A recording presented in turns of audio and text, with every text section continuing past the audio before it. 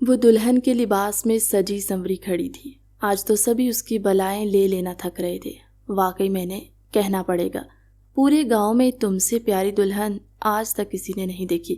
اس کی سہیلی اس کی ٹھوڑی تلے انگلی رکھ کر اس کا چہرہ اونچا کرتے بولی تو اس کے گال گلال ہوئے تھے اپنی تعریف پر۔ ہاں تو اور کیا، شازل بھائی کے پیار کا اس کے چہرے پر رنگ جو چڑھا ہے۔ دوسری سہیلی نے اس کے کندھے سے کندھا ٹکراتے اس کے منکوہ کا نام لیتے اسے چھیڑا تھا، جس پر وہ شرم سے سرخ پڑتی اسے کوہنی رسید کر کے رہ گئی تھی۔ یہ شاہ حویلی کا منظر تھا، جہاں ذوحان شاہ اپنی بیگم عفاف، اویس شاہ اپنی بیوی مرجان بیگم، جبکہ سفیان شاہ اپنی بیگم روبینہ کے ساتھ کھڑے تھے۔ ذوحان صاحب جو حویلی کے بڑے بیٹے تھے، انہیں اللہ نے 5 سال بعد اولاد دی تھی، نہایت منتوں اور مرادوں سے مانگی ہوئی، جس کا نام انہوں نے میں نے رکھا۔ دوسرے نمبر پر موجود اویس شاہ کے 2 بیٹے زریاب اور دراب تھے، جب ان سے چھوٹے سفیان شاہ کی 2 بیٹیاں گل بہار اور گل رخ تھی۔ یہ نہایت خوشحال سا خاندان تھا۔ ذوحان شاہ چونکہ بڑے تھے اور گاؤں کے سردار تھے، تبھی اس گدی کی وارث اصولوں کے مطابق مینے کو بننا تھا، جس کی پوری تیاری کروائی تھی انہوں نے اسے۔ وہ اسے ہر جرگے میں لے جاتے، اپنے فیصلے کے دوران اسے انصاف سے فیصلہ لینا سکھاتے تھے۔ 20 سال کی عمر میں مینے نے گدی سنبھالی تھی، جس پر سبھی گاؤں والے بہت خوش ہوتے۔ کیوں نہ ان کے عدل و انصاف سے ہر کوئی خوش جو تھا، تو یقیناً ان کی بیٹی بھی ویسی ہی تھی۔ ان بھائیوں میں کبھی گدی کے باعث پھوٹ نہ ڈلی، مگر اویس شاہ کا ایک بیٹا دراب مینے کی گدی کے وارث بننے پر خوش نہ تھا، کیونکہ اس کی نظر میں سردار لڑکے کو بننا چاہیے تھا۔ اگر اس طرح دیکھا جاتا تو اس گھر کا بڑا بیٹا وہی تو تھا، مگر افسوس، اصولوں کے مطابق سرداری گھر کے بڑے بیٹے اور پھر اس کی اولاد کو ملتی تھی۔ اس لیے جلتا تھا وہ اس سے، اور کبھی کبھار تلخ کلامی سے بھی باز نہ آتا تھا۔ دریاب زریاب سے بڑا تھا۔ ذوحان شاہ نے سوچا تو یہی تھا کہ اپنی اکلوتی بیٹی کی شادی دراب سے کریں گے، مگر اس کے طور طریقے دیکھ کر انہیں اپنا یہ ارادہ ترک کرنا پڑا تھا۔ وہ تو چاہتے تھے میں نے کبھی ان کی نظروں سے اوجھل نہ ہو، مگر قسمت کو شاید کچھ اور ہی منظور تھا۔ سرداری سنبھالنے کے 1 سال بعد مینے کا رشتہ آیا تھا۔ ان کے ہی گاؤں کا ایک پڑھا لکھا نوجوان شازل سکندر، جو اپنی ذہانت کے بابل مشہور تھا پورے گاؤں میں۔ سرداری کے دن اس نے مینے کو دیکھا اور دل ہار بیٹھا۔ تبھی اپنے ماں باپ سے کہا تھا کہ اس کو مینے سے ہی رشتہ کرنا ہے۔ جب اس کی بات ذوحان شاہ تک پہنچی تو وہ اس لڑکے سے ملنے گئے تھے۔ انہیں وہ لڑکا دیکھا بھلا اور اچھے کردار کا لگا، تبھی وہ رشتہ پکا کر چکے تھے، اور 1 ماہ کے عرصے میں ہی وہ مینے کی خواہش پر پہلے نکاح کروا چکے تھے اس کا۔ اور آج 1 سال بعد اس کی رخصتی تھی، جب اس کی سبھی سہیلیاں اسے چھیڑنے لگی۔ جب باہر سے شور اٹھا، لگتا ہے بارات آ گئی، چلو چل کے دیکھتے، اس کی دوستوں نے مل کر کہا اور بھاگ کر باہر نکلی تھی۔ پیچھے وہ اپنے دل کی دھڑکنیں شمار کرنے لگی۔ فون پر اکثر اس کی شازل سے بات چیت ہو جایا کرتی تھی، اسے پسند کرنے لگی تھی، یا یوں کہا جائے کہ محبت اپنے پنکھ پھیلانے ہی والی تھی کہ جب اچانک چیخو پکار کی آواز پر وہ اپنا دل تھام کر رہ گئی تھی۔ وہ جو ہاتھوں میں چوڑیاں پہن رہی تھی، اچانک آدھی چوڑیاں چھن سے اس کے ہاتھوں سے چھوٹتی نیچے گر کر چکنا چور ہوئی تھی۔ جب اس کی دوستیں سفید چہرہ لیے بھاگتے ہوئے اندر آئی، وہ جو بھاگ کر باہر جانے والی تھی دروازے میں ہی رک گئی۔ کیا ہوا لاج، تمہارا رنگ کیوں اڑا ہوا ہے؟ کیا ہوا ہے باہر، یہ شور کیسا ہے؟ اس نے سہمے دل سے پوچھا تھا۔ دل دعا گو تھا کہ سب ٹھیک ہو، مگر سبھی دعائیں عین وقت پر قبول تھوڑی ہوتی ہیں۔ ان کو چپ کا روزہ رکھے دیکھ وہ ضبط کرتے باہر جانے لگی، جب اس کا ہاتھ کس کر تھامتی اسے وہیں روک گئی تھی۔ نہیں، تم باہر مت جاؤ پلیز، تم نہیں جاؤ، وہ اسے زبردستی روکتے بولی تھی، جس پر وہ چلا اٹھی۔ آخر مجھے کوئی بتائے گا کہ ہوا کیا ہے، آخر میں کیوں باہر نہیں جا سکتی؟ وہ ایک دم دھاڑتی باہر کی طرف بھاگی تھی، انہیں پیچھے دھکیلتی جب وہ ان کے پیچھے ہی لپکی تھی، مگر سیڑھیوں کے کنارے آتے جیسے ہی اس کی نگاہ نیچے لاؤنج پر گئی، اس کی ٹانگیں اس کا بوجھ سہنے سے انکاری ہوئی تھی، کیونکہ عین درمیان میں ہی کسی کا جنازہ پڑا تھا جس کا چہرہ ڈھکا ہوا تھا۔ بابا، اس کے لبوں سے سرگوشی کی مانند بے تابی سے اطراف میں گھومنے لگی، مگر جلد اسے اپنے بابا نظر آ ہی گئے تھے۔ اس کا باپ بھی یہی تھا اور ماں بھی، تو پھر یہ کس کا جنازہ تھا؟ وہ لڑکھڑاتے قدموں سے بھاگتی ہوئی سیڑھیاں اترتے اس میت کی طرف بڑھی تھی۔ اس کے بابا نے اسے روکنا چاہا، مگر وہ ان کی انسنی کرتے اس میت سے سفید چادر ہٹا گئی تھی۔ وہ چہرہ کسی اور کا نہیں بلکہ اس کے شوہر کا تھا، جس کے ساتھ آج اس کی رخصتی تھی۔ نہیں، وہ کرنٹ کھا کر اس میت سے پیچھے ہوئی تھی جیسے کوئی بھیانک خواب ہو، مگر یہ ایک تلخ حقیقت تھی۔ یہ نہیں ہو سکتا، یہ کیسے ہو گیا؟ وہ اٹک اٹک کر کہتی، اپنا منہ نوچتی، کوئی پاگل لگ رہی تھی۔ سنبھالو خود کو بیٹا، اس کے باپ نے آگے بڑھتے اسے اپنی آغوش میں قابو کرتے کہا، جس پر وہ سسکنے لگی تھی۔ بابا کیسے؟ آخر کیسے سنبھالوں خود کو؟ میری شادی تھی آج اور شازل مجھے چھوڑ کر چلا گیا، اور آپ کہہ رہے ہیں سنبھالو خود کو؟ آخر کیسے؟ وہ بلک بلک کر روتے چلا ہی اٹھی تھی۔ جب 6 مگوئیاں شروع ہوئی، بیچارہ ارشمان خان کے ہاتھوں مارا گیا۔ نہ یہ شرط لگاتا، نہ وہ اسے گولی مارتا۔ اب پتہ نہیں جرگے میں کیا فیصلہ ہوگا۔ یہ بات سن کر میں نے کے کان کھڑے ہوئے تھے۔ کون ہے یہ ارشمان خان؟ کیوں کیا اس نے یہ؟ سب مجھے ایک ایک بات بتاؤ۔ وہ اس شخص کے آگے جاتے ہوئے بولی تھی جب اس نے ساری کہانی سنائی۔ کچھ دن پہلے 2 گاؤں میں شکار کا مقابلہ تھا، جس میں خانوں کا سردار ارشمان خان تھا اور میں نے کے گاؤں سے شازل نے حصہ لیا تھا۔ مقابلہ ٹکر کا تھا، مگر عین آخری شکار پر دونوں نے ایک ساتھ گولی چلائی تھی۔ کوئی ماننے کو تیار نہ تھا کہ ہار اس کی ہوئی تھی۔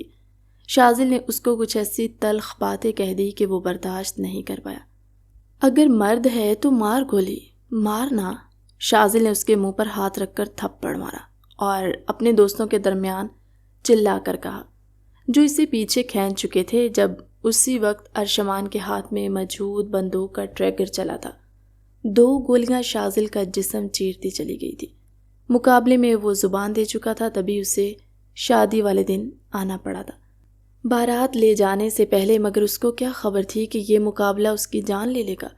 ارشمان حیرت زدہ سا اپنے ہاتھ میں موجود گن دیکھ رہا تھا۔ جلد ہی اسے اندازہ ہو گیا تھا کہ وہ بہت بڑی غلطی کر چکا تھا۔ شٹ، یہ کیا کر دیا میں نے؟ جو بھی تھا اس کا ارادہ شازل کی جان لینے کا نہ تھا۔ وہ درخت پر مکہ مار کر رہ گیا تھا۔ سرکار چلیے یہاں سے ورنہ آپ پھنس جائیں گے، اس کے خاص ملازم نے اس کے کان میں گھستے کہا۔ جیسے اس نے وہاں سے نکلنا چاہا تو میں نے کے گاؤں کے بڑے لوگ جو وہیں موجود تھے، انہوں نے اسے وہیں روک لیا تھا۔ جرگہ بٹھایا جانے والا تھا اور وہ گردن جھٹکتے یہ سوچ رہا تھا کہ آگے کیا ہوگا۔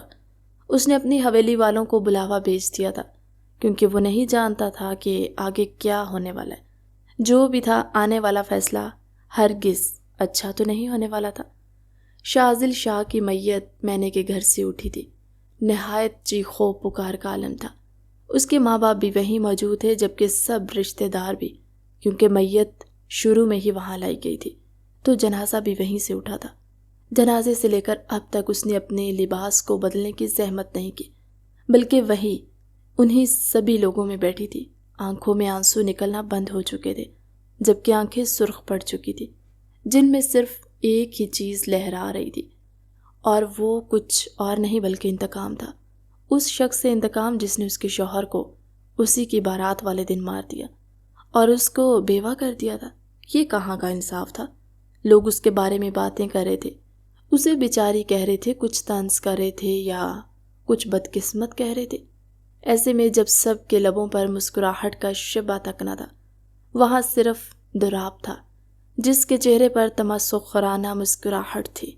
جانے کیوں وہ اسے دیکھ کر ایسی حالت میں خوش ہو رہا تھا، نہ جہاں اس نے اس کو خود اپنایا تھا، بلکہ جس نے اسے اپنانا چاہا تھا وہ بھی اس دنیا میں نہیں رہا۔ اس کے لبوں پر طنزیہ مسکراہٹ میں نے کی آنکھوں سے چھپی نہ رہ سکی۔ کیا بات ہے ڈیئر کزن، بہت خاموش بیٹھی ہو آج، تمہارے وہ دعوے کہاں گئے؟ دوسروں کو حوصلہ دینا بہت آسان ہوتا ہے، مگر جب اپنے پہ بات آتی ہے تو آپ سے بالکل بھی برداشت نہیں ہوتا۔ کافی بیوہ عورتوں کے لیے تم نے مدد کی، کہو تو آج میں تمہاری مدد کر دیتا ہوں۔ تمہیں اپنے نکاح میں لے لوں گا، کم از کم تمہارے سر سے یہ داغ تو ہٹ جائے گا کہ تم ایک ثابت قدم عورت ہو۔ وہ اس کے پاس بیٹھتے ہوئے ہلکے سے طنز یا سرگوشی کرتے بولا، جس پر اس کی جو دوست پاس ہی بیٹھی تھی اس کو غصے سے گھونے لگی، جبکہ اس نے ایک نظر اٹھا کر دوراب کی آنکھوں میں دیکھا اور اس کی آنکھوں میں کچھ ایسا تھا کہ دوراب لمحے بھر کو چپ ہوا۔ وہ آنکھیں کوئی عام آنکھیں نہ لگ رہی تھی کہیں سے بھی۔ دوراب، یہ کہتے تم کیوں بھول گیا کہ میں ایک عام عورت نہیں ہوں؟ مجھے اپنا انصاف لینا بخوبی آتا ہے، اور ایک بات تو مجھے کوئی بھی بات کرنے کا حق نہیں رکھتے، مگر اب تم نے یہ ذکر چھیڑ ہی دیا ہے تو تمہیں بتا دوں، تمہاری مدد لینے سے اچھا ہے میں اپنے دشمن ساتھی کو چنوں گی۔ اس کی بات سن کر وہ حیرت سے دنگ آنکھیں لیے اسے دیکھنے لگا تھا۔ شاید وہ اس کی بات کا مطلب سمجھ نہ سکا تھا۔ تمہارے کہنے کا کیا مطلب ہے؟ اس نے دانت پیستے ہوئے کہا تھا، جب وہ جھٹکے سے اپنی جگہ سے اٹھی تھی اور ایک چادر کندھوں پہ ڈالتی آگے بڑھی۔ اس کو اسی حالت میں باہر جاتا دیکھ کر اس کی ماں اور چاچیاں بلانے لگی، مگر وہ ان سب کی آوازیں نظر انداز کرتے باہر کی طرف بڑھنے لگی تھی۔ دوراب اور زریاب بھی فوراً اس کے پیچھے نکلے، مگر وہ گاڑی لے کر نکل چکی تھی۔ سارے ہی اس کے پیچھے نکلے، مگر وہ نہیں جانتے تھے کہ وہ کہاں جا رہی ہے۔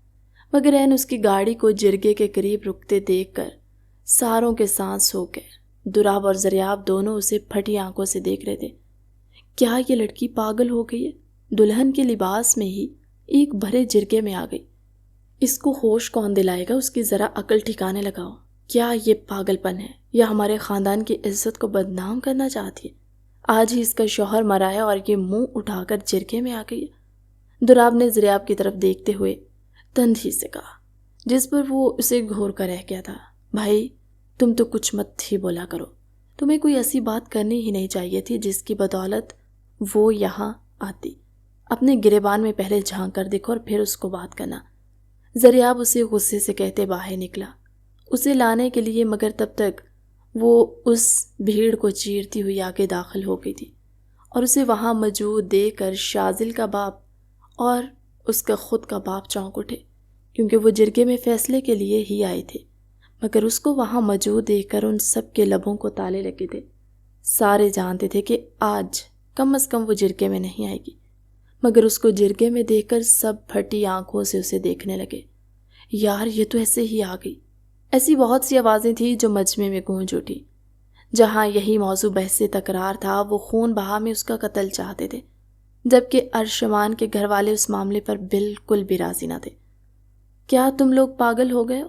تم ایک سردار کو قتل کرنے کا کہہ رہے ہو؟ یہ بھول گئے ہو تم لوگ کہ میں ایک گاؤں کا سردار ہوں اور میری بات پتھر پر لکیر ہوتی ہے، بھلا پھر تم لوگ مجھے کیسے سزا دے سکتے ہو؟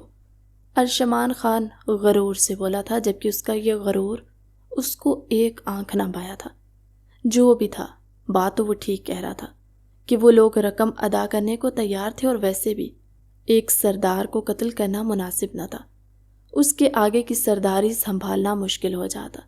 ساری غلطی شازل کی تھی، نہ وہ بدزبانی اور بدگوئی شروع کرتا، نہ ہی میں اس پر وار کرتا۔ سب سے پہلا وار اس نے مجھ پر کیا تھا۔ اگر وہ مجھے تھپڑ نہ مارتا تو کبھی اپنی جان سے نہ جاتا، لیکن اس نے اپنی موت کو خود دعوت دی تھی۔ وہ بھرے مجمع میں کھڑا سب پر قہر برساتی نظروں سے دیکھتے ہوئے بولا تھا۔ وہ اب بھی غلطی پر ہوتے ہوئے بھی اپنی غلطی نہیں مان رہا تھا۔ یہ بات میں نے شاہ کے سر پر ہتھوڑے کی طرح برس رہی تھی۔ اب اس کی بس ہو چکی تھی۔ تو ٹھیک ہے ارشمان خان، اگر یہی تمہارے سرداروں کا اصول ہے تو یہ بات بھی جان لو کہ اگر آج تم خون بہا ادا نہیں کرو گے تو ونی کیے جاؤ گے، اور آج زندگی میں پہلی بار تمہیں اپنے اصولوں سے ہٹنا پڑے گا، کیونکہ تمہیں تمہارے اصولوں سے ہٹاؤں گی میں۔ تمہیں ہمارے قدموں میں جھکنا پڑے گا۔ اگر تم یہ نہیں کر سکتے تو اپنی جان کا نذرانہ یہیں پیش کر کے جاؤ گے۔ وہ آگے آتے ہوئے بولی، جبکہ وہ جھٹکے سے پلٹتا آنے والی اس لڑکی کو دیکھنے لگا جو اس وقت دلہن کے لباس میں ملبوس تھی۔ کندھے پر اس نے چادر ڈال رکھی تھی اور دیکھ کر کہیں سے بھی وہ کوئی عام عورت نہیں لگ رہی تھی۔ کون ہو تم؟ وہ قہر برے لہجے میں بولا تھا۔ اس کو ذرا سے بھی سمجھ نہ آیا تھا کہ یہ عورت کیسے اس کو ونی میں مانگ سکتی ہے۔ کیا وہ لڑکی پاگل ہو گئی تھی یا اسے ان فیصلوں کا اندازہ نہ تھا؟ مگر وہ یہ نہیں جانتا تھا کہ یہ بات کس سے کر رہا ہے۔ میں وہی لڑکی ہوں جس کے منقوہ کو آج تم نے قتل کیا، اور اگر تم اس قتل کا ہرجانہ ادا نہیں کر سکتے تو تم میرے ساتھ ونی کیے جاؤ گے۔ اس کی بات سنتے ہی سارے منہ میں انگلیاں دبائے اسے دیکھنے لگے تھے۔ یہ کیا کہہ دیا تھا اس لڑکی نے؟ جبکہ ذوحان شاہ تیزی سے اس کے قریب آئے تھے اور اسے جھنجھوڑتے ہوئے بولے، یہ کیا کہہ رہی ہو تم بیٹا؟ میں نے تمہیں اندازہ بھی ہے اپنی بات کا؟ تمہیں کیا پتا یہ کس کماش کا لڑکا ہے اور کتنا خطرناک ہو سکتا ہے؟ پھر تم اس کو ونی میں کیسے مانگ سکتی ہو؟ وہ اسے ہوش دلاتے ہوئے بولے، مگر وہ اس وقت ہوش میں ہی کہاں تھی؟ اس نے اپنے ہمسفر کو کھویا تھا۔ بھلا اتنی آسانی سے اس شخص کو کیسے معاف کر دیتی جو اس سب کی وجہ بنا تھا؟ نہ صرف یہ بلکہ وہ تو اپنے کیے گئے گناہ پر نادم ہی نہ تھا، لیکن اس کو جھکانا میں نے شاہ کو اچھے سے آتا تھا۔ اس نے سوچ لیا تھا کہ اگر یہ شخص اپنی جان نہیں دے گا تو بدلے میں اس کو ونی ہونا پڑے گا۔ مجھے لگتا ہے ذوحان شاہ آپ کی بیٹی اس وقت ہوش میں نہیں ہے۔ اسے ہوش دلائیے اور بتائیے کہ میں ایک گاؤں کا سردار ہوں۔ اس کی بات سنتے وہ تیر کی تیزی سے اس کے پاس آئی تھی اور رکھ کر بڑے جھرکے میں اس کے منہ پر کس کر تھپڑ مارا تھا۔ وہ ایک دم جھٹکا کھاتے لڑکھڑا گیا اور چہرے پر بے یقینی سے ہاتھ رکھتے وہ آنکھیں اس کی آنکھوں میں ڈالے اسے دیکھنے لگا تھا۔ اسے سمجھ نہیں آ رہی تھی کہ کیا اس نازک سی دھان پان سی لڑکی نے اس کے منہ پر تھپڑ مارا تھا، اس کے منہ پر جو ایک گاؤں کا سردار تھا، جس کے آگے لوگ تھر تھر کانپتے تھے۔ اس کے خوف سے ہر کوئی ڈرتا تھا اور اس کو ہی اس نے سب کے سامنے تھپڑ مار دیا۔ آخر یہ کیسی جرت تھی؟ اس کا بس نہیں چل رہا تھا کہ وہ اس کا منہ نوچ لے۔ وہ آگے بڑھا تھا اسے سبق سکھانے کے لیے، مگر دو مردوں نے اسے پیچھے سے تھام لیا۔ تمہاری جرت کیسے ہوئی آخر میرے منہ پر تھپڑ مارنے کی؟ لڑکی، تمہیں کیا اپنی جان پیاری نہیں ہے؟ وہ غصے سے چلایا تھا۔ جو طنزیہ ہنسی ہنستے ہوئے اسے دیکھ کر بولی، شاید تم اپنے ہوش میں نہیں ہو اور میری جرت کا اندازہ تمہیں نہیں ہے کہ تم نے میرے شوہر کو قتل کر کے آج کتنا بڑا گناہ کیا ہے، لیکن اس گناہ کی سزا تمہیں اسی جرگے میں ملے گی۔ یہ سوچنا بھی مت کہ تم آج یہاں سے خالی ہاتھ چلے جاؤ گے۔ وہ اسے اوپر سے نیچے تک طنزیہ نگاہوں سے دیکھتے ہوئے بولی۔ جب وہ بل کھاتے ہوئے بولا تھا، تمہیں کیا لگتا ہے کہ میں آرام سے تمہارے ساتھ ونی ہو کر چلا جاؤں گا؟ کیا اتنا پاگل سمجھ رکھا ہے مجھے تم نے؟ وہ اس کی طرف دیکھتے ہوئے سنگ کی انداز میں بولا، جس پر وہ ایک دم کہکہا لگا کر ہنسی۔ وہ اسے کوئی پاگل ہی لگ رہی تھی، ہنستی ہوئی جب وہ اسے اوپر سے نیچے تک ایسے دیکھ رہے کہ جیسے اس کی ذہنی کیفیت کو سمجھ نہ رہا۔ جب وہ ایک دم اپنے چہرے کے آنسو صاف کرتی بولی تھی، کیا تمہیں اپنی ماں سے پیار ہے؟ اس کی ایک دم موضوع سے ہٹ کر بات کرنے پر وہ ناسمجھی سے اسے دیکھنے لگا تھا۔ آخر کہنا کیا چاہتی ہو تم؟ وہ دانت کچکچاتے ہوئے بولا، جب وہ دوبارہ اپنا سوال دہرا گئی تھی۔ میں نے تم سے پوچھا کیا تمہیں اپنی ماں عزیز ہے یا نہیں؟ وہ گردن ترچھی کرتے اسے دیکھتے ہوئے بولے، جبکہ اس کے دل کو چبھن سی محسوس ہوئی۔ آخر یہ لڑکی کرنا کیا چاہتی تھی؟ مگر تکنیکی انداز میں اس کے لبوں سے یہ بات ادا ہوئی، ہاں ہے، کسی کو نہیں ہوتی اپنی ماں عزیز۔ وہ اس کی طرف دیکھتے ہوئے بولا جیسے وہ کسی پاگل سے بات کر رہا۔ تو پھر یہ جان لو کہ تمہاری ماں میرے پاس ہے۔ اگر تم ان کی زندگی چاہتے ہو تو تمہیں مجھ سے نکاح کرنا ہوگا اس بھرے جھرکے میں، اور میرے ساتھ بنی ہو کر میری حویلی چلنا ہوگا۔ یہی تمہارے غرور ٹوٹنے کا سب سے بڑا ثبوت ہوگا۔ وہ ان سب آنے والے سرداروں کے لیے سبق ہوگا کہ آئندہ کبھی بھی کسی کے شوہر کی جان لینے سے پہلے اور کسی لڑکے کی زندگی اجاڑنے سے پہلے وہ 1000 بار سوچے گا۔ سمجھے تم؟ وہ ایک دم چیختے ہوئے بولی، جبکہ وہ دھنگ نظروں سے کھڑا اسے دیکھتا رہا۔ آج تک اس نے بہت سے ایسے کیسز دیکھے تھے جس میں ہمیشہ لڑکی ونی ہوتی آئی تھی، کبھی کسی لڑکے کو اس نے ونی ہوتے نہ دیکھا تھا۔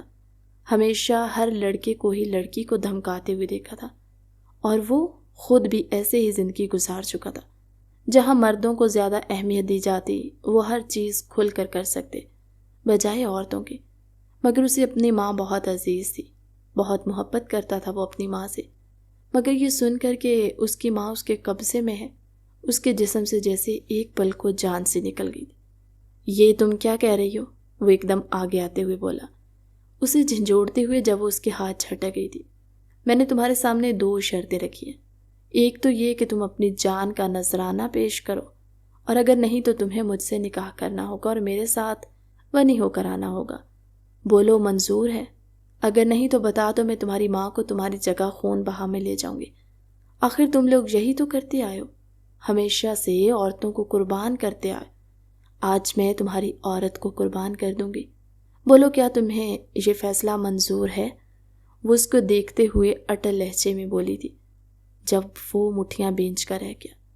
آج صحیح معنوں میں پہلی بار کسی لڑکی نے اس کے ہاتھ بیڑیوں سے باندھ دیے کہ وہ کچھ کر بھی نہ پا رہا تھا۔ اس نے اپنا سر خم کر دیا تھا جبکہ اس نے فاتحانہ نظروں سے دراب کو دیکھا۔ اس کی نظروں میں صاف تحریر لکھی ہوئی تھی کہ وہ اچھی طرح اپنا انتقام لینا جانتی ہے اور انصاف بھی دلوانا جانتی ہے، جس پر دراب ایک دم غصے میں آیا تھا۔ اس نے کس کر مٹھیاں بھینچ رکھی تھی، اسے اندازہ نہ تھا کہ میں نے بازی اس طرح پلٹ دے گی۔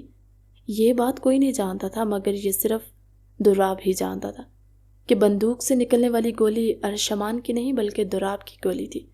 اگر ارشمان کی ایک گولی اس کا کندھا چیرتے گزری تھی تو دوسری گولی دراب کی تھی جو عین شاذل کے دل پر جا کر لگی تھی، مگر دراب نے چھپ کر اس پر وار کیا تھا، اس لیے سب ہی ارشمان کو قصوروار سمجھتے تھے، اور ارشمان کو بھی اس وقت یہی لگتا تھا کہ وہ دونوں گولیاں اس کی ہی بندوق سے نکلی تھی، مگر کوئی نہیں جانتا تھا کہ دراب ہی سب کا ماسٹر مائنڈ تھا۔ وہ چاہتا ہی نہیں تھا کہ مینے کی شادی آج ہو پائے اور وہ ہمیشہ کے لیے بیوہ رہ جائے، اور نہ ہی اسے کوئی اپن آئے۔ یہ سب سے بہتر بدلہ ہوتا اس کے لیے، مگر مینے کی بازی نے سب کچھ بدل کر رکھ دیا تھا۔ آنن فانن ان کا نکاح ہوا۔ زحان شاہ نے اس کو بہت سمجھایا تھا مگر اس نے ان کی ایک نہ سنی، اپنی بات پر قائم رہی اور اس سے نکاح کر کے ہی دم لیا تھا۔ نکاح کرتے ہوئے بھی اس کی آنکھوں میں سرخی تھی۔ آج ارشمان اپنی بے بسی کا اچھے سے اندازہ اسے ہوا تھا، اور اس بات کا بھی ایک لڑکی اگر بدلہ لینے پر آئے تو وہ کیا کچھ نہیں کر سکتی۔ ان دونوں کو حویلی میں داخل ہوتے دیکھ پورے خاندان والوں نے حیرت بھری نظروں سے دیکھا تھا۔ مرد تو پہلے ہی جانتے تھے کہ کیا ہوا مگر عورتیں اس بات سے انجان تھی، اس لیے سبھی حیرت بھری نظروں سے اسے دیکھ رہی تھی۔ یہ کون ہے میں نے اور تمہارے ساتھ کیوں آ رہا ہے؟ اس کی ماں نے آگے آتے ہوئے پوچھا تھا جب وہ اس کے اوپر ایک تمسخر بھری نظر ڈالتے بولی تھی، ماں یہ خون بہا میں آیا ہے ونی ہو کر، ہمیشہ لڑکیاں ونی ہو کر آتی ہیں مگر آج پہلی بار میں نے سب اصول بدل ڈالے، اس لیے اسے ونی کیا گیا ہے۔ وہ اپنی ماں کو وضاحت دیتے ہوئے بولی تھی، ایسے جیسے بہت ہی عام سی بات ہو، جس پر وہ منہ پر ہاتھ دھرے اسے دیکھنے لگی کہ ان کی بیٹی کو آخر کیا ہو گیا تھا۔ کیا اس کا دماغ تو درست تھا؟ مگر اگلے ہی پل ارشمان کی زبان پر کھجلی ہوئی، بھلا وہ کیسے اس کی آرام سے جینے دے سکتا تھا؟ اس لیے اگلے ہی پل وہ زبان درازی سے بولا، ساسو ماں اگر یہ بھول گئی ہیں تو میں ان کو یہ بات بھی یاد دلا دیتا ہوں کہ میں نہ صرف یہاں ونی ہو کر آیا ہوں بلکہ آپ کی بیٹی سے نکاح کیا میں نے، اور اس کے شوہر کی حیثیت سے اب سے میں اس حویلی میں رہوں گا۔ وہ گردن ترچھی کرتے ہوئے مینے پر ایک قہر بری نگاہ ڈالتے ہوئے دانت کچکچاتے ہوئے بولا تھا، جس پر وہ سر جھٹک کر رہ گئی۔ آخر سمجھتا کیا تھا خود کو؟ اگلے ہی لمحے وہ تیزی سے آگے بڑھنے لگی اور اس کو چھوڑ کر وہ اوپر جاتے اپنے کمرے میں بند ہوئی۔ اپنے زیور اتارتے وہ ٹوٹ پھوٹ کا شکار تھی، اتنے دل سے سجی تھی آج، مگر کیا جانتی تھی کہ اس کے نصیب میں آج اس طرح سے نکاح ہونا لکھا تھا۔ شاور کے نیچے کھڑے ہوتے پانی تیزی سے اسے بھگونے لگا، ساتھ ہی آنسو اس کے چہرے پر بہتے چلے گئے۔ کافی دیر وہ شاور کے نیچے کھڑے ہو کر خود کو ٹھنڈا کرتی رہی اور خود سے دل میں عہد باندھ رہی تھی کہ وہ شاذل کو بالکل بھلا دے گی، کیونکہ وہ اپنا بدلہ اس سے پورا کر چکی تھی۔ شاذل یقیناً اب سکون کی نیند سو سکے گا، مگر کیا واقعی اس نے شاذل کا بدلہ تو لے لیا تھا؟ مگر جانے انجانے میں خود کو اس ظالم شخص کے ساتھ پھنسا لیا تھا جس کے ساتھ زندگی گزارنے کا وہ تصور بھی نہیں کر سکتی تھی۔ کیا وہ ارشمان خان کو جانتی تھی؟ ہاں، وہ اسے اچھی طرح جانتی تھی۔ اس کے روب اور غرور کے قصے اس نے سن رکھے تھے۔ جیسی وہ نہا کر باہر نکلی، ٹراؤزر شرٹ میں اپنے کمرے میں اسے پہلے ہی موجود دیکھ کر اس کے ماتھے پر تیوری سجی۔ تم یہاں کیا لینے آئے ہو؟ وہ اس کی طرف دیکھتے ہوئے بولی تھی، جب اسے اوپر سے نیچے تک معنی خیزی سے دیکھ کر رہ گیا تھا، مگر اس کا جواب دیے بغیر ہی وہ بیڈ پر لیٹا تھا، چوڑا ہوتے ہوئے، جس پر وہ ماتھے پر بل ڈالے اسے گھورنے لگی۔ بیوی، اگر تمہیں یاد نہیں تو میں تمہیں اچھی طرح بتا دوں کہ آج ہماری شادی ہوئی اور میں تمہارا شوہر ہوں۔ اگر شوہر اپنی بیوی کے ساتھ نہیں رہے گا تو کہاں رہے گا، تم ہی بتا دو۔ وہ آنکھیں پٹپٹاتا ہوا اسے زہر سے بھی برا لگا تھا جب وہ لب بینچ کر رہ گئی۔ فوراً میرے بیڈ سے اٹھو، اگر تمہیں سونا ہی ہے تو زمین پر سو جاؤ یا پھر اس صوفے پر، مگر میرے بیڈ پر آنے کی غلطی سے بھی تمہیں اجازت نہیں ہے۔ وہ بیڈ کی دوسری طرف چڑھتے ہوئے اس کے منہ پر تکیہ مارتے ہوئے بول رہی تھی، جبکہ اس کے منہ پر تکیہ لگنے سے ایک دم اس کی کراہ بلند ہوئی۔ آخر کس میں جرأت تھی اس کو ایسے حکم دینے کی؟ مگر اس کی نام نہاد بیوی آج نہ صرف اسے حکم دے رہی تھی بلکہ اسے صوفے پر سونے کا کہہ رہی تھی، جو آج تک اس نے زندگی میں نہ کیا تھا۔ وہ کوہنی کے بل اٹھتے اس کو دیکھتے ہوئے بولا، اور تمہیں کیوں کر لگا کہ میں تمہارے حکم کی تعمیل کروں گا؟ وہ ایک دم اس کے قریب آتا بولا، جب وہ وہیں بیٹھی اس کی آنکھوں میں آنکھیں ڈال کر دیکھ رہی تھی، کیونکہ ابھی تم ہی نے تو کہا کہ تم میرے شوہر ہو اور شوہر پر لازم ہے کہ وہ بیوی کی بات مانے۔ وہ دانت پیستے ہوئے ایک انگلی سے اس کے سینے کو پیچھے دھکیلتے ہوئے بولی، جب اگلے ہی لمحے وہ اس کی کلائی تھام کر اس کو اپنے سینے پر گرا چکا تھا۔ اچانک اس کے سینے پر گرنے کی دیر تھی کہ وہ اس کے لب ارشمان خان کے لبوں سے ٹکرائے۔ ان دونوں کے لبوں کا ملن ہوا کہ دونوں ہی آنکھیں پھاڑے ایک دوسرے کو دیکھنے لگے تھے۔ دونوں نے ہی امید نہیں کی تھی کہ وہ اگلے ہی لمحے اتنے نزدیک آ جائیں گے کہ ان کی سانسیں ایک دوسرے کے اندر منتقل ہونے لگیں گی۔ یہ ان دونوں کے لیے ایک نیا احساس تھا۔ دونوں کے جسم میں جذبات کی آگ بھڑک اٹھی تھی، چہرے سرخ پڑے تھے، جبکہ میں نے فوراً اس کے سینے سے اٹھنے کی کوشش کی۔ جب اگلے ہی پل وہ شوق رہ گئی جب اس نے دیکھا کہ ارشمان خان اس کی کمر پر اپنے دونوں ہاتھ زور سے بینچ چکا ہے، جس سے وہ اس کے اوپر گر چکی تھی، اور بھی سختی سے اس کے لبوں میں پیوست ہوئی تھی، جبکہ وہ آنکھیں پھاڑے سچویشن کو سمجھنے کی کوشش کر رہی تھی کہ آخر یہ بندہ چاہتا کیا تھا اس سے۔ اس کو اپنی زندگی پیاری نہیں تھی؟ کیوں اس کے ہاتھوں قربان ہونا چاہتا تھا؟ اس کو ایک ایک گھونٹ اپنی سانس اس کے اندر منتقل کرتے دیکھ اس کے ذہن میں بجلی کی تیزی سے خیال آیا، اور اگلے ہی لمحے اس نے اس کے لبوں پر کاٹا، جس پر وہ سسکتے ہوئے اسے دور ہوا، جبکہ وہ اپنے ہونٹوں کو زبردستی رگڑتے ہوئے اس کو کھا جانے والی نظروں سے دیکھ رہی تھی۔ تمہاری ہمت کیسے ہوئی یہ جرأت کرنے کی؟ اس نے اپنے لبوں کی طرف اشارہ کرتے ہوئے اسے خون خوار انداز میں کہا تھا، جب وہ کمینی ہنسی ہنس دیا۔ تمہیں کیا لگا کہ صرف تم ہی میری جان کو عذاب میں ڈال سکتی ہو؟ میری جان، تم یہ بات اچھی طرح جان لو کہ میں بھی تمہارا ہی شوہر ہوں۔ تمہاری جان کو عذاب میں کیسے ڈالنا ہے اب یہ مجھے اچھی طرح سمجھ آ چکا ہے۔ وہ اسے اوپر سے نیچے تک دیکھتے ہوئے بولا تھا، جبکہ اس کی گہری نظریں محسوس کر کے وہ ایک دم ہچکچاہٹ کا شکار ہوئی تھی، اور اگلے ہی لمحے دوسری طرف رخ کر کے لیٹ چکی تھی۔ اس سے اور لڑنے کا اس میں بالکل بھی دم خم نہ تھا، اس لیے آنکھیں موند لی تھی۔ دوسری طرف ارشمان خان اسے دیکھ کر دوسری طرف کروٹ لے کر لیٹ چکا تھا، جس کی زندگی میں بہت کچھ بدل چکا تھا۔ اگر آج اسے صبح ہی صبح غصہ نہ آتا اور وہ مقابلے کے لیے نہ جاتا تو یقیناً آج وہ شازل کا قتل نہ کرتا، مگر یہ بات ابھی بھی اسے جھلسا رہی تھی کہ کیسے وہ ایک لڑکی سے ونی ہو کر آیا تھا۔ آج وہ سارا واقعہ ریوائنڈ کرنے لگا تھا اپنے ذہن میں، جب اسے محسوس ہوا کہ دوسری گولی تو اس کی بندوق سے نکلی ہی نہ تھی، تو پھر دوسری گولی کیسے لگی تھی شازل کو؟ اس کے دماغ میں یہ بات کھٹک رہی تھی، کیا وہ دونوں گولیاں اس کی اپنی بندوق کی تھی یا کوئی بات مس کر رہا تھا؟ وہ سوچ کر رہ گیا۔ اگلے ہی لمحے کب اس پر نیند کی دیوی مہربان ہوئی اسے معلوم نہ تھا۔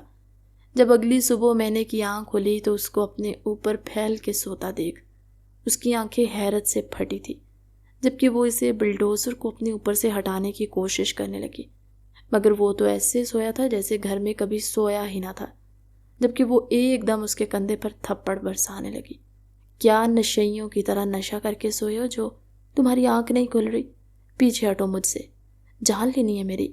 وہ اس کو ہلاتے ہوئے بولی، مگر اسے ٹس سے مس نہ ہوتا دیکھ اگلے لمحے اس نے دونوں ہاتھوں سے اس کے گھنے بال پکڑے تھے اور دبوچ کر چاروں طرف گھما دیے کہ اس کا سر گھوم کر رہ گیا تھا۔ اسے لگا کہ کوئی شخص اس پر حملہ آور ہو گیا۔ تبھی اس نے مینے کے دونوں ہاتھوں کو مضبوطی سے تھامتے ہوئے بیڈ سے لگا دیا اور نیند کی خماری لیے سرخ آنکھوں سے اسے دیکھنے لگا تھا، جو اسے کچا چبا جانے والی نظروں سے دیکھ رہی تھی۔ کیا ہے، صبح ہی صبح کیوں میرے سر پر سوار ہو رہی ہو؟ نیند سے اٹھائے جانے کا غصہ تھا جو وہ اس پر اتار رہا تھا جب اس کو مرنے اور مار دینے والی نظروں سے دیکھتے ہوئے بولی، میرے اوپر سے اٹھنے کا کیا لوگے؟ وہ دانت کچکچاتے ہوئے بولی تو اگلی لمحے اس کے چہرے پر تمسخر بڑی ہنسی جھلکی۔ اوہ، تو میری وہ بیوی جو کل مجھے ونی کر کے لائی ہے مجھ سے حکم لینا چاہتی ہے۔ واہ، آج کہیں سورج مغرب سے تو نہیں نکل آیا؟ وہ اسے تیلی لگاتے ہوئے بولا جب اگلے ہی پل وہ اس پر اپنے گھٹنے کا وار کر گئی تھی اور گھٹنا ایسی جگہ مارا کہ اس کی تمام آہیں نکال گیا تھا۔ وہ جھٹکے سے اس کے اوپر سے ہٹا جب وہ بال جھٹکتے ہوئے بیڈ سے اٹھی۔ میں تمہیں بار بار نہیں کہوں گی، لیکن مجھ سے جتنا ہو سکے اتنا دور رہنا، ورنہ یہ تمہارے لیے اچھا نہیں ہوگا۔ وہ اسے انگلی دکھا کر وارن کرتے ہوئے بولی تھی اور فریش ہونے کے لیے واش روم میں گھس گئی۔ پیچھے وہ منہ میں اس کو کوستے رہ گیا تھا۔ کچھ دیر بعد جب وہ باہر نکلی تو وہ گیا تھا واش روم میں فریش ہونے کے لیے، مگر خود کو کل ہی والے لباس میں محسوس کر اسے کراہیت آئی تھی، کیونکہ وہ ایک لباس بار بار پہننے کا عادی نہ تھا۔ باہر آتے ہی اس نے جب مینے کو آئینے کے سامنے بال درست کرتے دیکھا تو وہ لمحے بھر کے لیے مبہوت رہ گیا تھا۔ جو بھی تھا ماننا تو پڑے گا، اس کی بیوی میں کوئی تو بات تھی۔ وہ بہت خوبصورت تھی، آخر اس خوبصورت حسین بلا پر اس کی پہلی نظر کیوں نہیں گئی؟ یقیناً شازل شاہ بہت خوش قسمت ہوتا اگر وہ اس کی بیوی ہوتی، مگر یہ خوش قسمتی اس کے ہاتھ آ چکی تھی۔ اگلے ہی لمحے جب اسے یہ محسوس ہوا کہ اس کا دل نہ جانے کیوں خوشی سے دھڑکا تھا، مگر پھر وہ حیرت کا شکار ہوا۔ بھلا وہ کیوں خوش ہو رہا تھا؟ اس کی بیوی ہونے پر وہ لمحے بھر کو سوچتے رہ گیا۔ پھر اس کے گیلے بال اپنے منہ پر لگنے سے ہوش میں آیا۔ مجھے نئے کپڑے چاہیے، میں ایک سوٹ دوبارہ پہننے کا عادی نہیں ہوں، وہ اس کی طرف دیکھتے ہوئے ترش لہجے میں بولا تھا۔ جب وہ حیرت سے اس کی طرف پلٹی اور اسے اوپر سے نیچے تک دیکھا تھا، جس سے کہنا چاہ رہی ہو کہ تم کہاں کے وزیر اعظم ہو جو ایک لباس دوسری دفعہ نہیں پہن سکتے؟ اس کی آنکھوں کا مفہوم سمجھ کر وہ لب پینچ کر رہ گیا تھا۔ دل میں تو بہت کچھ آیا تھا کہ اسے سنا ڈالے، مگر وہ سر جھٹک کر رہ گئی تھی۔ اوہ، تو لارڈ صاحب کو نئے کپڑے چاہیے، مگر آپ نے تو سنا ہوگا اگر کچھ پانا ہے تو اس کے لیے کچھ کرنا پڑے گا۔ اچھی طرح جانتے ہیں نا آپ یہ سرکار، اس کی طرف دیکھتے ہوئے پچکارتے لہجے میں بولی، جب وہ مشکوک آنکھوں سے اسے دیکھنے لگا تھا کہ اب آخر وہ اس سے کیا کام لینا چاہتی تھی۔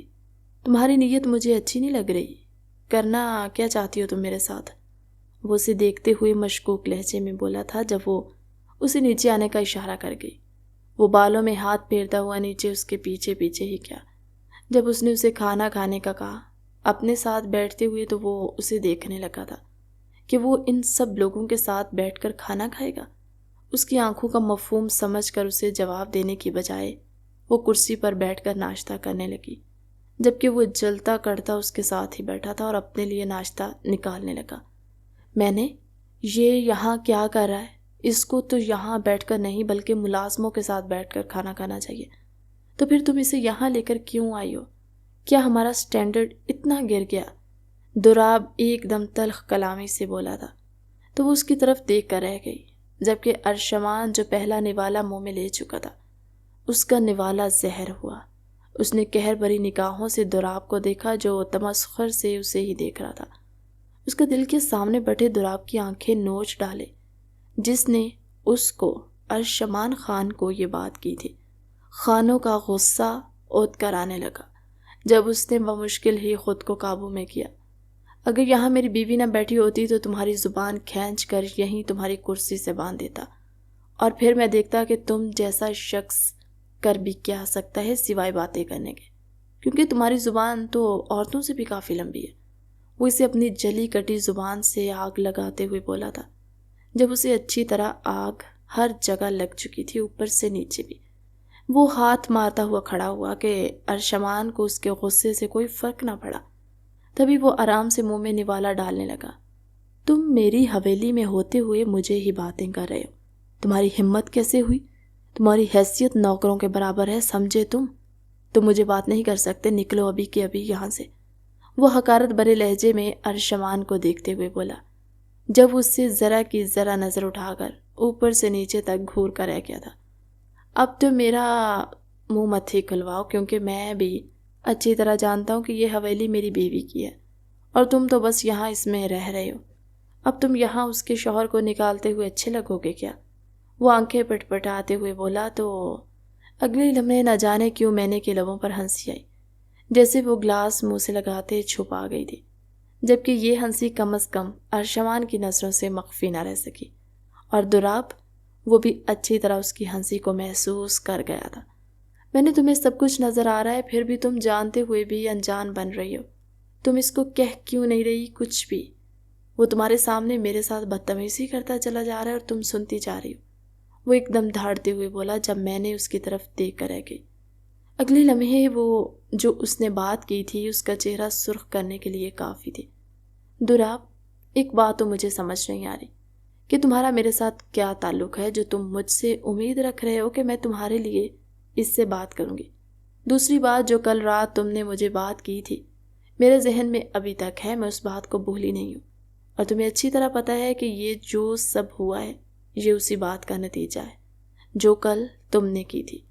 اگر تم وہ بات نہ کرتے تو آج یہ تمہارے سامنے نہ بیٹھا ہوتا۔ اگر یہ یہاں موجود ہے تو وہ صرف تمہاری ہی بدولت، اس لیے اس کو کیسے برداشت کرنا ہے یہ تمہارے اپنے اوپر ہے۔ میرے سے اس معاملے میں کسی بھی قسم کی امید توقع مت رکھو۔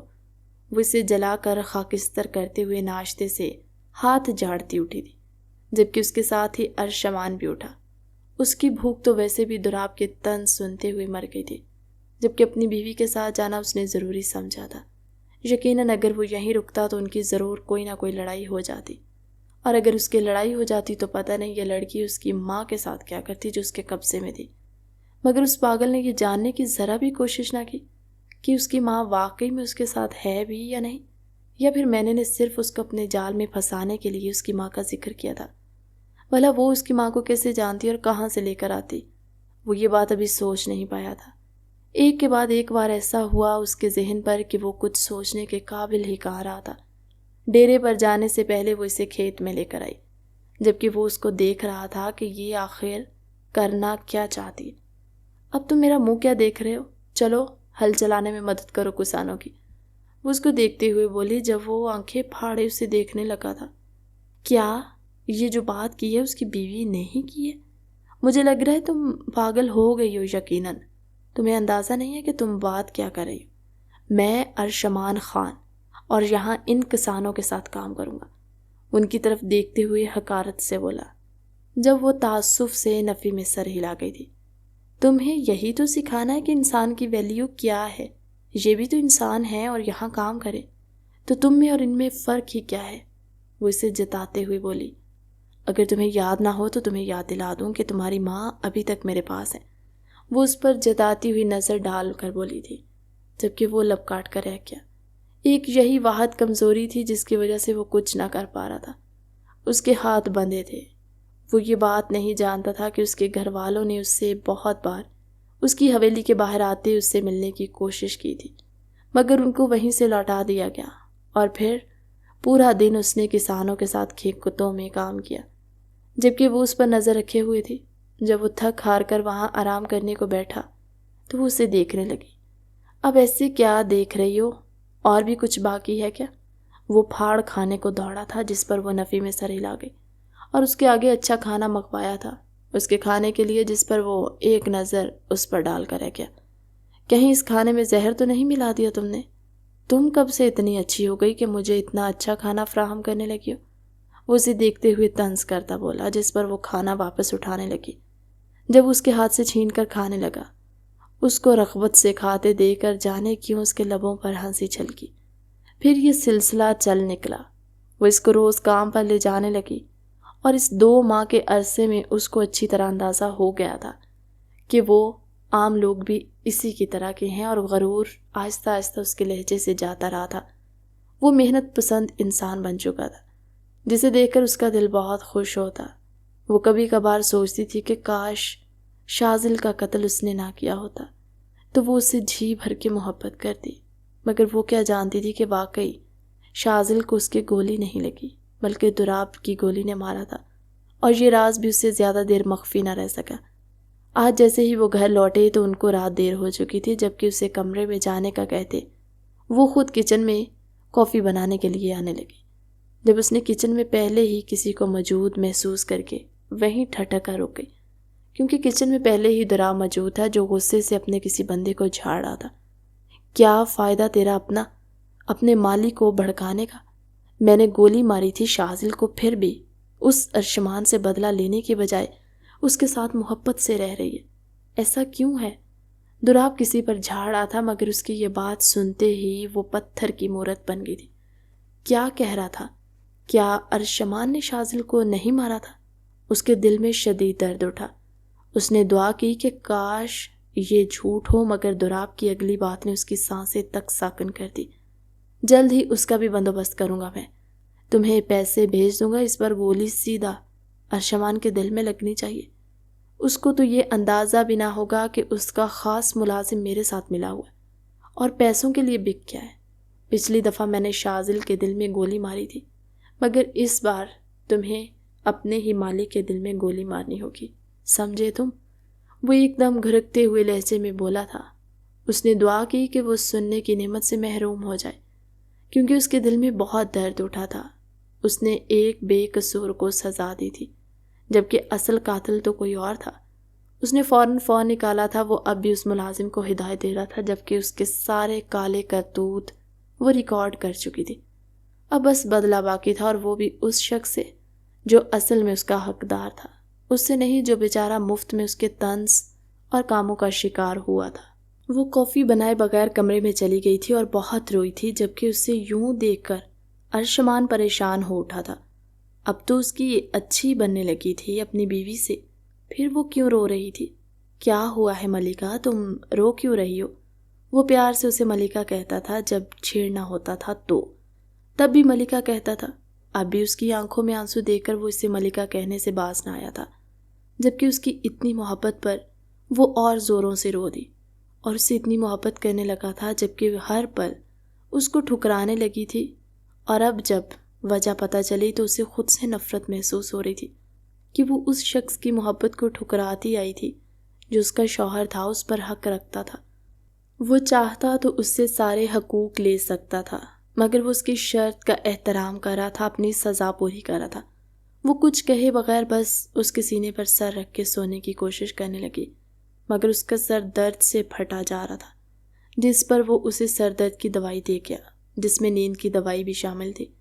اور پھر جو اقرار اس نے نیند میں ارشمان سے کیا وہ اس کی دنیا ہلا دینے والے کے لیے کافی تھا، کیونکہ وہ نیند میں اقرار کر گئی تھی کہ وہ اس سے محبت کرنے لگی ہے، مگر کبھی اس کے سامنے اعتراف نہیں کیا۔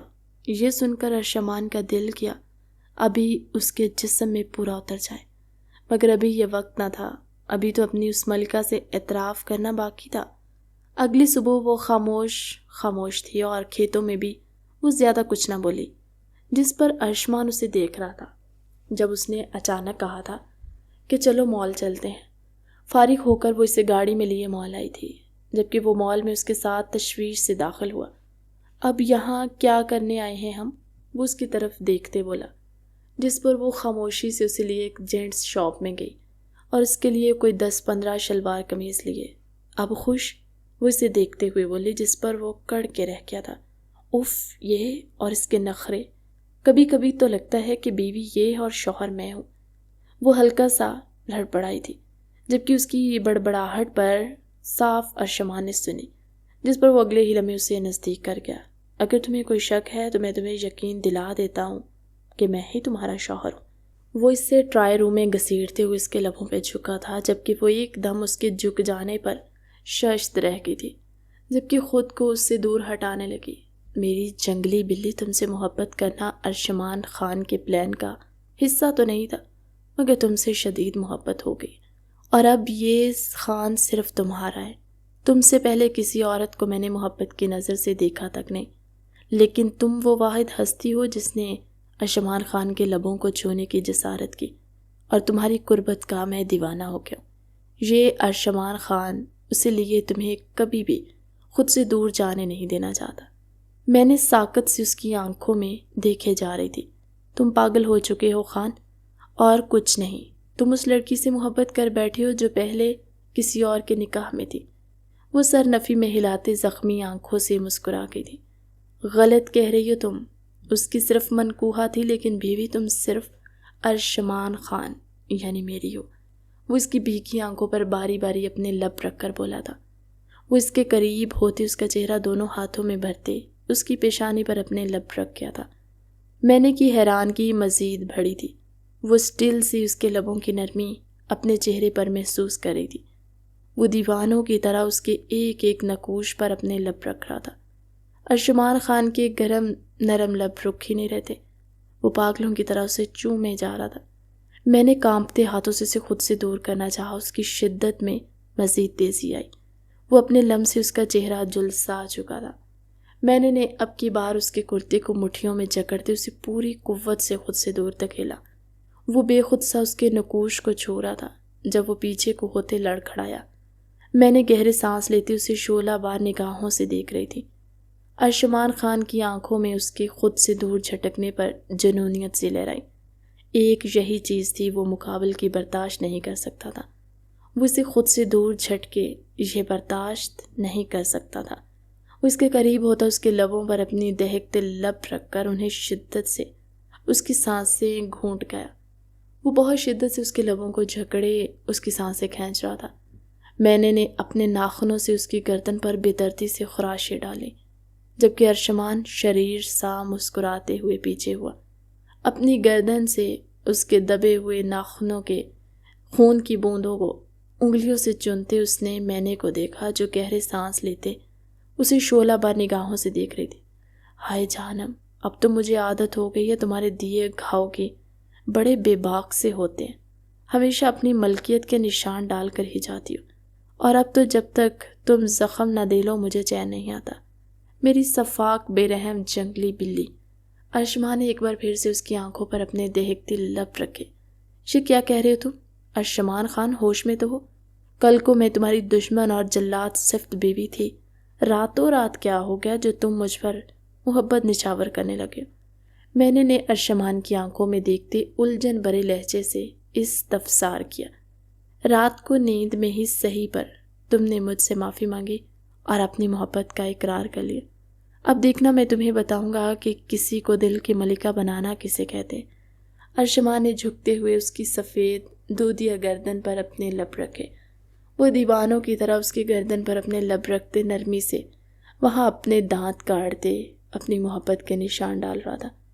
میں نے اسے ایک بار پھر سے پوری قوت سے خود سے دور دھکیلا۔ کہیں سٹک تو نہیں گئے تھے؟ میں نے ایسا کچھ نہیں کہا، اس نے اپنی نظروں کو چراتے ہوئے کہا، کیونکہ وہ اچھی طرح جان گئی تھی کہ یقیناً وہ جانے انجانے میں یہ اقرار کر چکی ہے، کیونکہ جب سے اسے پتہ چلا تھا کہ ارشمان شازل کا قاتل نہ تھا، اس کی سوچ بدل گئی تھی۔ ارشمان کے بارے میں اس کا دل بغاوت پر اتر آیا تھا۔ اس کی دوری پر ایک بار پھر اس کی آنکھوں میں غصے کی آگ دہکی۔ اس سے پہلے کہ وہ اس کے قریب ہوتا وہ دروازے کی جانب بڑھی۔ شرم کر لو، تمہیں کچھ خدا کا خوف نہیں ہے؟ ہم ٹرائی روم میں ہیں، لوگ باہر انتظار کر رہے ہیں اور تمہاری بے باکیاں ہی ختم نہیں ہو رہی۔ وہ دانت کچکچاتے بولی۔ ارشمان خان اسے دروازے کی طرف بڑھتے دیکھ کر مشتعل ہوا تھا۔ وہ تیزی سے اس کی طرف بڑھتے اس کی کلائی سے کھینچتے اپنے سینے کے ساتھ لپٹا چکا۔ میں جانتا ہوں میری جان، میں گھمنڈی ہوں، اس لیے تم کو مجھ پر بہت غصہ ہے، مگر اس کا یہ مطلب نہیں ہے کہ تم مجھے دھتکار دو، بلی۔ ارشمان اس کے بال گتھی سے نرمی سے جھکڑے اس کا چہرہ اپنے قریب کرتے سلگتے لہجے میں تھا، مگر اگلے ہی پل دروازہ جھٹکے سے کھول گئی، جس پر اسے نہ چاہتے ہوئے بھی پیچھے ہونا ہی پڑا۔ وہ تو شکر تھا کہ باہر کوئی موجود نہ تھا۔ وہ نظر بچا کر باہر نکل گئی تھی اور وہ بھی اس کے پیچھے ہی بھاگا۔ یقیناً آج رات وہ اس کو تنہا چھوڑنے کا ارادہ نہ رکھتا تھا۔ آج رات جب وہ کمرے میں گئے تو اس نے اسے جا لیا تھا اور بالکل بھی چھوڑنے کا ارادہ نہ رکھا۔ تم پاگل ہو گئے ہو، دور ہٹو، وہ چلائی تھی، مگر وہ سن ہی کہاں رہا تھا۔ آج میں اپنے سارے حق لینے کا ارادہ رکھتا ہوں اور تم مجھے نہیں روکو گی۔ وہ ایک دم جنون بھرے لہجے میں بولا تو وہ ساکت رہ گئی۔ پہلے وہ اسے کافی بار روکتی آئی تھی، مگر اب وہ اس چیز کا واقعی حق نہ رکھتی تھی، وہ حق بجانب تھا۔ وہ اس لیے بیڈ پر منتقل ہوا، ایک ایک کر کے اس کو تمام کپڑوں سے آزاد کرنے لگا۔ آرام سے وہ خوف بھرے لہجے میں بول رہی تھی، کیونکہ پہلی بار اس کے گہرے لمس سے آشنا ہو رہی تھی۔ وہ جانتی تھی کہ وہ صدا کا پیاسا آج سیراب ہونے والا ہے، کہیں اس کی جان لبوں پر نہ لے آئے۔ وہ اس کے جسم کا حصہ بنے اپنے گرم بدن سے مینے کے شرم سے کپ کپاتے وجود کو تقویت پہنچا رہا تھا۔ وہ اس کے اور اپنے اوپر ایک چادر اچھی طرح لپیٹ گیا۔ اس کے بدن کا حصہ بنے ارشمان خان کی لمبی انگلیاں مینے کے انگ انگ پر سرسرانے لگی تھی۔ وہ بے تابی سے اس کے نکوش پر بہت نرمی سے اپنی انگلیاں پھیر رہا تھا۔ ارشمان خان نے تڑپتے ہوئے اپنے سلگتے ہوئے لب دیوانہ وار اس کی خوبصورت نکوش پر رکھے تھے۔ وہ مزید خود پر قابو نہ پا سکا۔ ارشمان کے لب یہاں رکے نہیں تھے، بلکہ مینے کے چہرے کو دونوں ہاتھوں میں بھرتے اس کے لب دیوانوں کی طرح اس کے چہرے کے ایک ایک نقش کو چھوتے گئے۔ وہ دیوانوں کی طرح اس کے نکوش پر اپنے گرم لبوں سے جلسا رہا تھا۔ وہ اسے خود میں بھیجتے اس کی کمر میں ہاتھ ڈالتے تھوڑا سا اوپر کو اٹھا گیا اور اسے اپنے اوپر لٹاتے اس کے بدن کی نازکی کو محسوس کرتے اسے اپنے سینے کے ساتھ مزید شدت سے لپٹا گیا تھا۔ وہ پچھلے کئی دنوں سے اس کی قربت حاصل کرنے کے لیے آگ میں جلس رہا تھا، اور آج جیسے اسے اس آگ پر پھوار سی گرتی محسوس ہوئی، وہ مزید شدت سے اس کے نازک وجود کو اپنے اندر بھینچ گیا۔ ارشمان خان کی سانسیں یکدم تیز ہوئی تھی اور اس کے لپٹنے سے مینے کی سسکیاں بلند ہوئی۔ مینے کے بدن کی نازکی، اس کے ان چھوئے نازک گہرائیاں اسے پاگل کیے رکھتی۔ ان 2 مہینوں میں وہ پل پل اس کے خوبصورت بدن، اس کے بدن سے اٹھتی خوشبو کے لیے تڑپا تھا۔ جب وہ سو جاتی تو وہ کتنی دیر مدھم روشنی میں نظر آتے اس کے وجود کو دیکھتا۔ کتنا تڑپا ہوں تمہارے لیے میں، آج رات تمہیں اچھی طرح بتاؤں گا میری جنگلی بلی۔ وہ اس کے لبوں پر اپنا انگوٹھا رگڑتا بولا، اور اس کے لبوں پر انگوٹھا رگڑتے اسے اپنے بے قرار پیاسے لبوں میں دبا گیا، جو اس کے لبوں کا جام پینے کو کب سے تڑپ رہے تھے۔ اس کے لبوں کو وہ کتنی ہی دیر لبوں میں دبائے اس کی مدھم سانسیں، اپنی گرم سانسیں ان میں انڈھیلتا رہا۔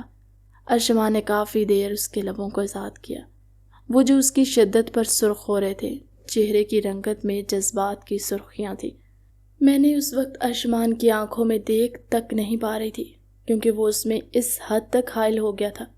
ارشمان نے گہرا سانس لیتے اس کی کمر میں ہاتھ ڈالتے، اس کی دودھیا کمر پر اپنا ہاتھ پھیرتے اپنے گرم بھٹی کی طرح تپتے بدن کو اس کے بدن کا حصہ بنایا تھا۔ اس کی اتنے قریب آ کر ارشمان کے بدن میں شعلے سے دہکے، وہ بکھرے حلیے میں اس کے سامنے تھی۔ اس کا 2 آتشہ بدن اس کی باہوں میں اس کے سامنے تھا۔ ارشمان کی گہری گرم نگاہیں اس کے کندن سے نشیب و فراز پر تھی، جو اس کی شدتوں کی وجہ سے مدھم ہچکولے بہ رہے تھے۔ اب اس کی بار وہ اس کی دھڑکنوں پر جھکا، جس پر ارشمان کو اپنے بدن پر بجلیاں اٹھتی ہوئی محسوس ہوئی، اور اس کے ہاتھ ہر طرح کی بیباکی محسوس کرتے اپنا حق جتاتے اس کی دھڑکنوں کو سختی سے چھو رہے تھے۔ میں تم سے کس حد تک عشق کرنے لگا ہوں تمہیں لفظوں میں بیان نہیں کر سکتا، مگر ہمیشہ تمہیں اپنے ہر ایک عمل سے بتاؤں گا۔ تم نے مجھے ایسا انسان بنا دیا جیسا میں پہلے کبھی نہ تھا، مگر تمہارے ساتھ ہونے سے میں بالکل بدل گیا ہوں اور تمہاری محبت میں گرفتار ہوتا گیا۔ اب محبت کا یہ عالم ہے کہ تمہارے عشق میں پاگل ہونے کو تیار بیٹھا ہوں، اور تم سے کبھی بھی دور نہیں جانا چاہتا، اور تم سے بھی یہی امید رکھتا ہوں کہ تم بھی مجھے چھوڑ کر کبھی نہیں جاؤ گی۔ وہ اس کے چہرے پر اپنے لبوں کی بچھاڑ کرتا گھمبیر لہجے میں بول رہا تھا۔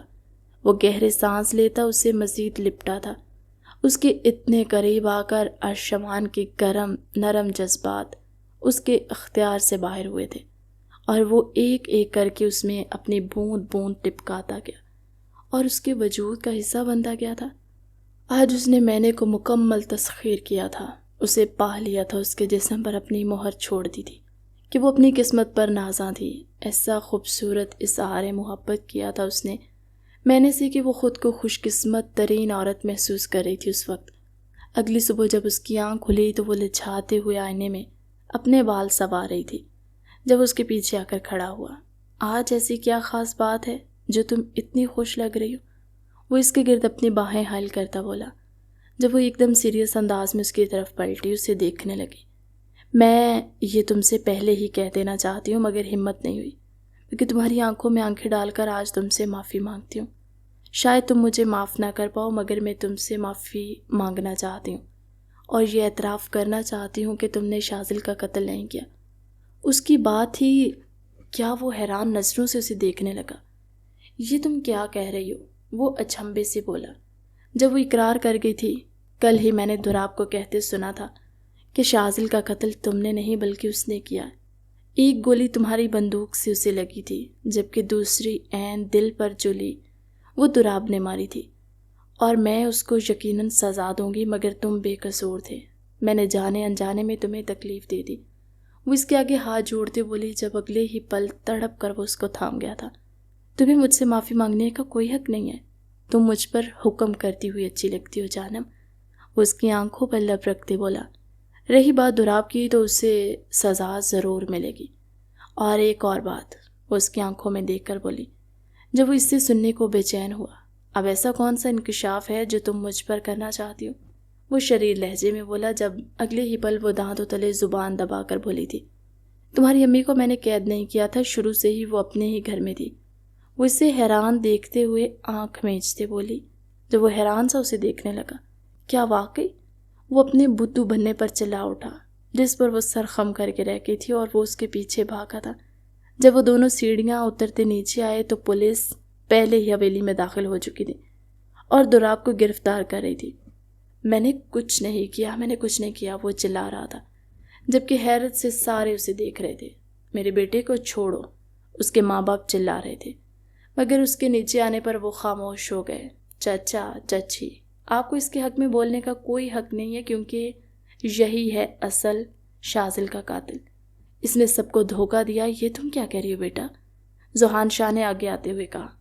جب اس نے سب کو حقیقت بتائی اور وہ ثبوت پولیس کے حوالے کیے جو اسے گھسیٹتے ہوئے لے گئی تھی، اس کے ماں باپ بھی نادم تھے جبکہ شاذل کے ماں باپ کو بھی بلایا گیا تھا۔ انہوں نے نہ صرف ارشمان سے معافی مانگی بلکہ دھراب کو بالکل بھی معاف کرنے کا ارادہ نہیں کیا۔ وہ بس اتنا رحم کیا تھا انہوں نے کہ وہ اس کو قتل نہیں کروا رہے تھے، تمام عمر کے لیے عمر قید کروا چکے تھے، وہ بھی اس کے ماں باپ کی سفارش پر، کیونکہ وہ اپنا ایک بیٹا کھو چکے تھے اور جانتے تھے بیٹا کھو جانے کا درد، تبھی اسے عمر قید کی سزا کروائی۔ اب ارشمان کھڑا اسے دیکھ رہا تھا جو اس کی ماں نے خیز نظر خود پر محسوس کرتی اسے گھور کر رہ گئی تھی۔ کیا ہے ایسے کیا دیکھ رہے ہو؟ اب میں تمہیں لے جانے کا ارادہ رکھتا ہوں۔ اور کیا مطلب؟ وہ حیرت سے بولی۔ کیا تمہیں یاد نہیں ہے کہ تم مجھے یہاں ونی بنا کر لائی تھی؟ لیکن اب میں تمہیں ڈولی سجا کر اپنے گھر لے جاؤں گا۔ وہ اسے گود میں اٹھاتے بولا جبکہ وہ چلائی تھی، ارے ایسی نہیں، مگر اس کی ایک نہ سنتے وہ اسے اٹھا کر اس کے گھر والوں کی طرف مڑا۔ میں اپنی دلہن کو لے جا رہا ہوں۔ وہ ان سب پر مسکراہٹ اچھالتے بولا جن سے اچھا تعلق بن گیا تھا اس کا اس عرصے میں، جبکہ سبھی اس کے انداز پر ہنس دیے کیونکہ وہ اس عرصے میں جان گئے تھے کہ ارشمان مینے پر جان چھڑکتا ہے اور ہمیشہ اسے خوش رکھے گا۔ تبھی کسی نے اسے روکا نہ تھا اور وہ اس کی چیخ سنے بغیر اس کو اپنے ساتھ رخصت کروا کر لے گیا تھا۔ کہانی کیسی لگی کمنٹ سیکشن میں اپنی قیمتی رائے کا اظہار ضرور کیجیے گا۔ ملتے ایک نئی مزیدار سی کہانی میں ہماری اگلی ویڈیو میں، تب تک کے لیے اللہ حافظ۔